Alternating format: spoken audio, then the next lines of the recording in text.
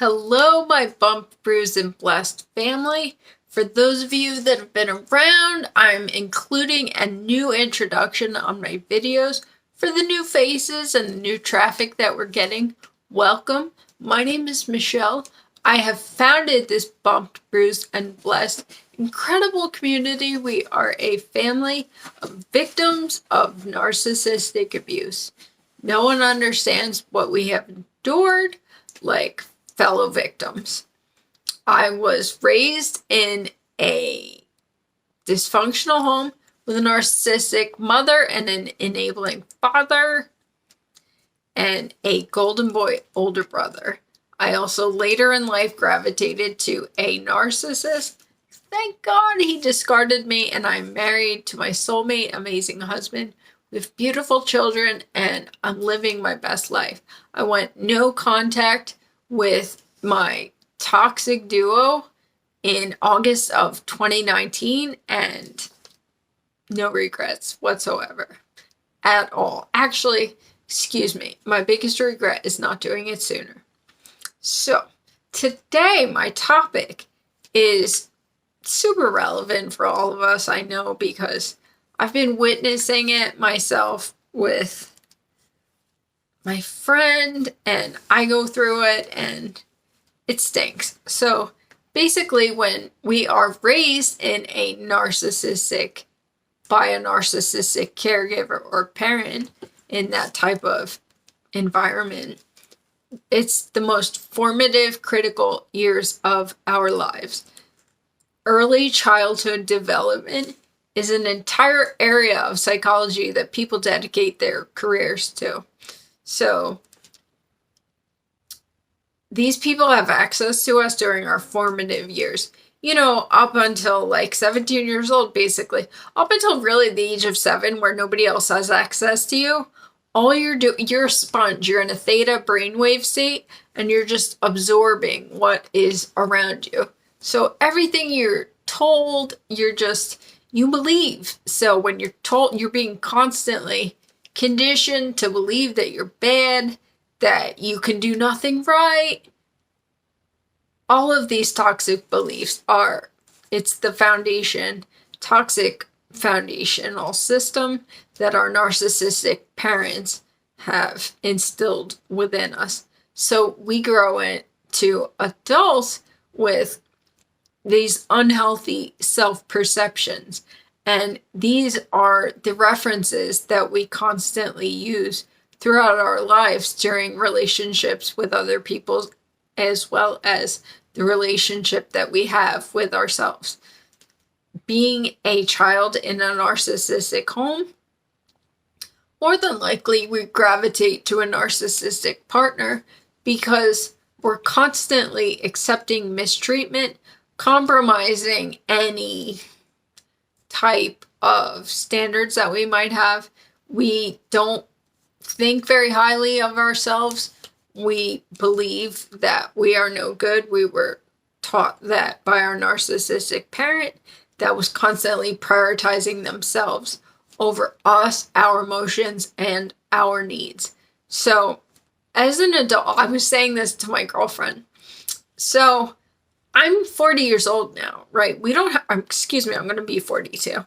But we don't have anyone around us like cheering us on or telling us like you're doing great or you're a great person or you have a lot to be proud of. It's just not common practice as adults, you know? Like you might have an amazing spouse, great friends, but it's just not something that we do, is to throw these type of affirmations to each other. As a result, we are always battling our inner critic, right? Like you could be doing awesome things. You could be making excellent progress in your healing journey. And then all of a sudden one day you'll just be like down in the dumps. It's natural. It's totally to be expected, you know? And there won't be any like immediate explanation. But guess what? Like we were betrayed and misled by people that we loved and trusted. that we believed in, that we put all of our eggs into that basket, and they let us down profoundly. So yeah, that's a good reason to have a down day. And we have these terrible beliefs about ourselves that we can't do anything right.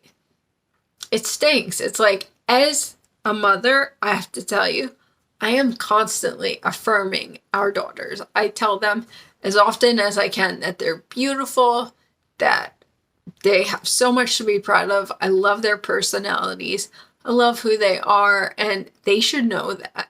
No one was telling me that as a child. I was just, a burden. I was constantly a problem. I was, when I was growing up as a teenager, I was like so troubled, because by that time we start to realize like that we're not happy, and we might be rebellious, or we might just, just do things to like get away from our toxic upbringing. And the narcissist sees that as disloyalty, so we must not love them, right? We're the bad ones. It's always us, because narcissists aren't strong enough to self-evaluate, to assume accountability for themselves. They do everything they possibly can to avoid looking in the mirror, to avoid assuming responsibility for their mistreatment of people, for their disrespect, and etc., etc. Think about it. Like, a narcissist could never be a bad parent, right? Most narcissists that are in a relationship, unless they have found a codependent that will entirely tuck away their lives in order to forward the narcissist and their agenda, most narcissists will not end up in a stable relationship. So as a result, if they have children with this person, that becomes an ex, it's got to be the ex's fault that they don't have a good relationship with their child, right? They vilify everyone. Could never be them. So the ex is undoubtedly brainwashing the child to vilify the narc. So the narc is always taking preemptive measures to vilify everyone else, to victimize themselves. When we grow up in a disordered environment, we just have this profound toxic belief system embedded within us. It's just a fact that up until our 7 years of age, we're just so impressionable, and we are raised to believe bad things about ourselves, inaccuracies, anything to victimize the narcissist, to vilify us. So as adults, we grow up constantly questioning ourselves. This inner critic is relentless, and it was put there by the narcissist, rest assured.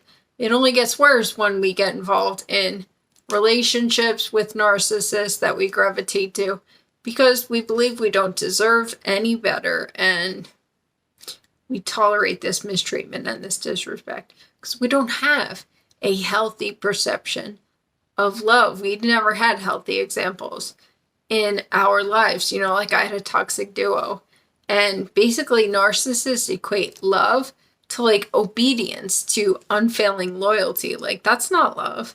So we don't have a good role model in that regard. But the good news is we have extricated ourselves from this toxic dynamic. We are cycle breakers, and we are finding substantial, meaningful relationships for ourselves. We are living our best lives. And so what I wanted to tell you guys is as we heal, we're starting to get to know ourselves for the first time in our lives, most of us, because we never had a healthy self-perception. We never got acknowledgement of good things that we were doing, or our talents, or our strengths, or our good hearts, right? Because narcissists are not nurturing. They couldn't care less about everyone. Everyone around them is a supporting role, including their children. So it's all about the narcissist. Their lives are entirely egocentric. So as we heal, we have to finally get to know ourselves. We have to prioritize our well-being. And it doesn't feel right. It goes against like our nature because we're always prioritizing everyone else, but it's necessary in order to move forward, to be healthy, to have a healthy well-being, I guess, just generally in your life. So that's all I wanted to get out today, guys. Like, it's normal for us to constantly question ourselves, and I see it in other people and I hate it, and I do it to myself too. So anyway, guys, please subscribe if you have not done so yet. I try to put videos out every Sunday, but our schedule has been off. School is starting, so maybe we'll have a little more consistency now.